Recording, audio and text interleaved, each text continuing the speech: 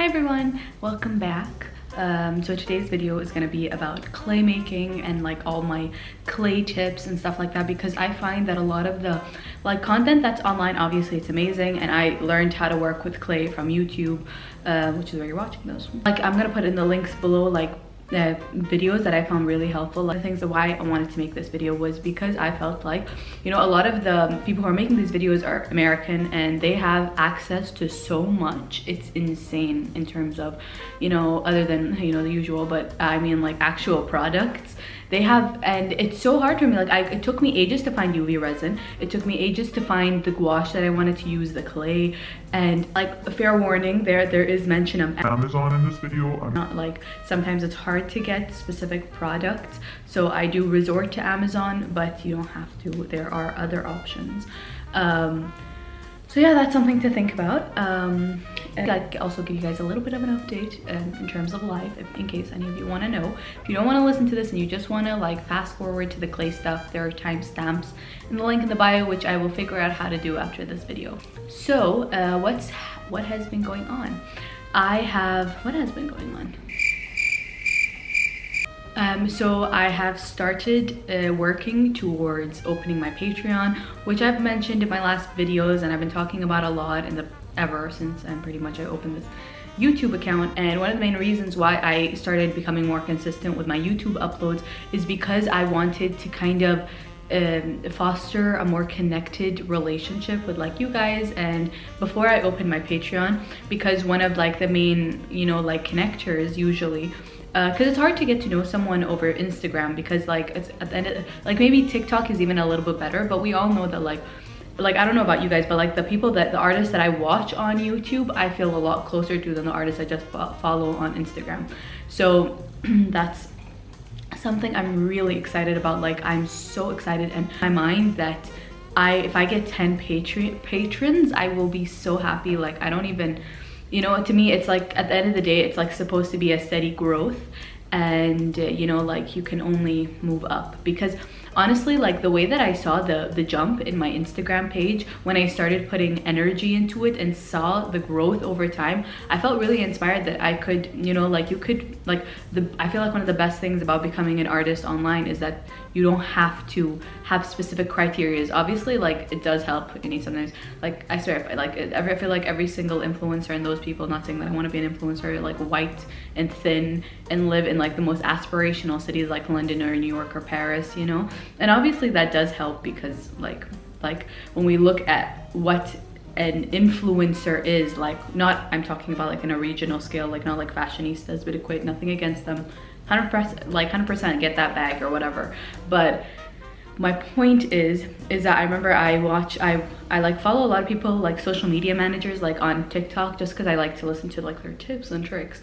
And something that they talk about a lot is the fact that an influencer has to be aspirational, relatable, and one more thing, but I can't remember what it is, but you have to have basically 2 out of 3 of those things. And so let's say that's why people like Emma Chamberlain or Victoria Paris or Anna X Star, I think that's what her name, you know, Anna from Starbies, the Starbies girl, like they are relatable in terms of they are funny and interesting, and you don't feel like, you know, they're like Kendall Jenner, but at the same time you feel like they're aspirational, because a lot of the times like they live in like really big cities, and you know, they have lots going for them.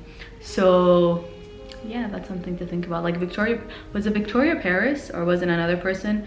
Like you always see people who like live in New York or live in Paris or live in London or these kind of cities that usually end up even blowing up on Instagram, not on Instagram, on YouTube. Because like, for example, if I like lived in Paris and I was like day in the life of an artist in Paris, like people are gonna be a lot more willing to like want to watch that rather than like in Kuwait, because they probably don't even know this country exists.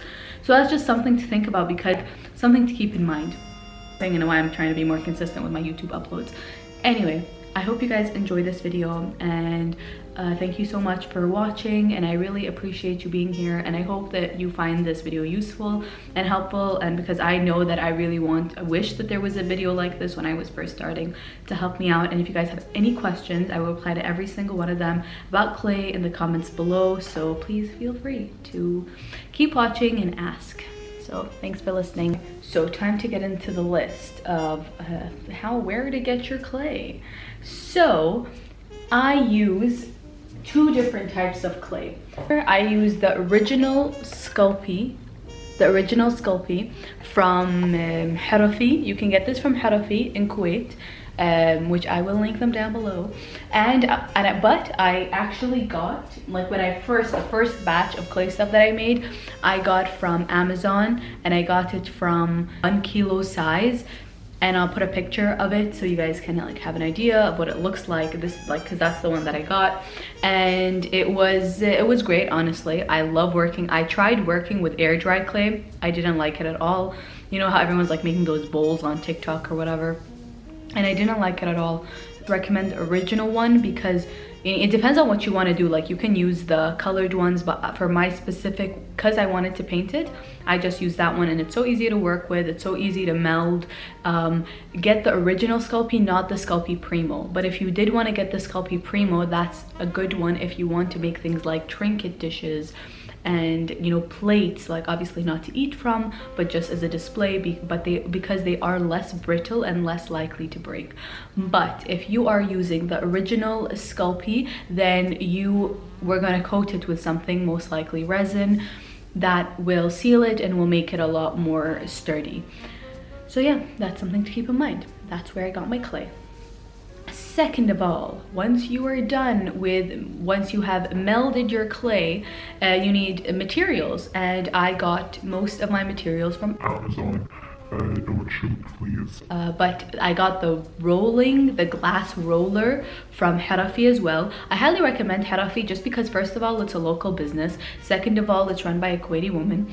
Third of all, they have literally everything, and you're supporting a local business, and the owner is really kind, and like, honestly, like, I've talked to her so many times. Like, she even once almost lent me her UV machine. So like, you know, like, I feel like after I ordered from Amazon my first time, I was like, I'm not really gonna order from them again because I'd really just rather support, you know, that business. And they also have a shop in Sheikha Industrial, if you guys know, in Rai in Kuwait. I don't know if they ship GCC, but I'm guessing in the GCC you guys have your own stuff. Anyway, so that was materials. I got my materials that I work with are the like glass acrylic roller, and I like it best because it doesn't stick to the clay as much. I don't like wood because I find that it tends to absorb the clay, and I don't really like that. I feel like it absorbs I don't know how to explain it. I just don't like it. Regular baking paper, and I like stick it onto my table. Make sure you have a sturdy table. An X-Acto knife as well, that is something that I would highly recommend just in terms of cutting. It would make a lot of things easier. And a ruler. In one of the material boxes that I got off Amazon, it came with like this kind of metal thing. I don't even know what it is, but I'll put a picture of it so you guys can see what it looks like. And what I really love about it is that I can easily scrape stuff and smooth out the clay, and like scrape in case there's like extra clay on like the surfaces or something like that. That really helps, and it's very easy to cut. Honestly, I use that more than an X-Acto knife because I feel like an X-Acto knife is just like, sometimes I don't really want to put like a protective mat underneath, and that's just like saves a lot of hassle.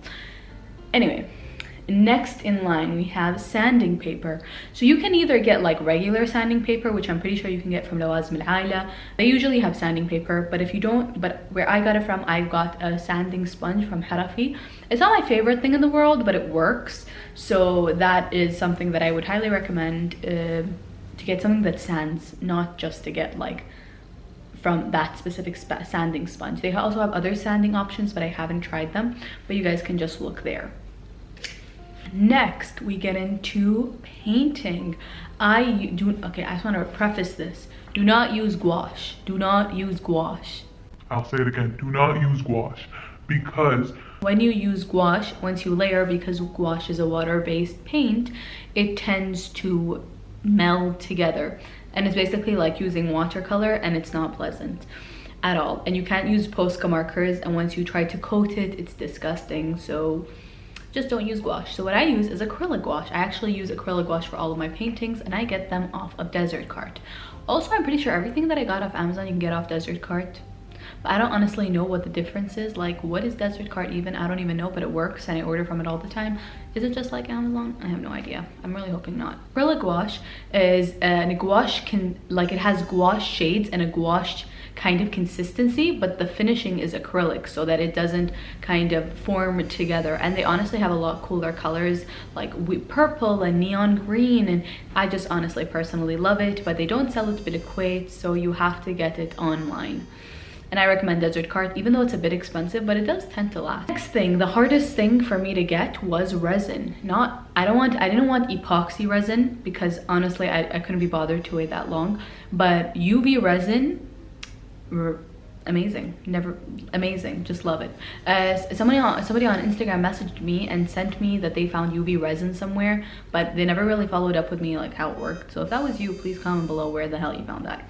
But I got my UV resin from For Deal. I know a lot of people don't really like it, but it was literally the only place that was willing to bring it to Kuwait. I tried to order it on Desert Cart and then they canceled it because they said it was flammable. I'm like, what? But whatever. So For Deal got that, and I got this size, and this is the size that I get now. You just see the vibes. Hello? Look at the difference. Look at the difference. So that's amazing. It's not even close to being done. I still have a lot left, and I like glazed and like a million things. So that's something to think about. Something else that you should have with you when you're using resin, you should be kind of wearing a mask. I don't follow my footsteps, but you should be in a well-ventilated area, and I am in a well-ventilated area. And you should be using gloves, but sometimes I don't use gloves, so yikes.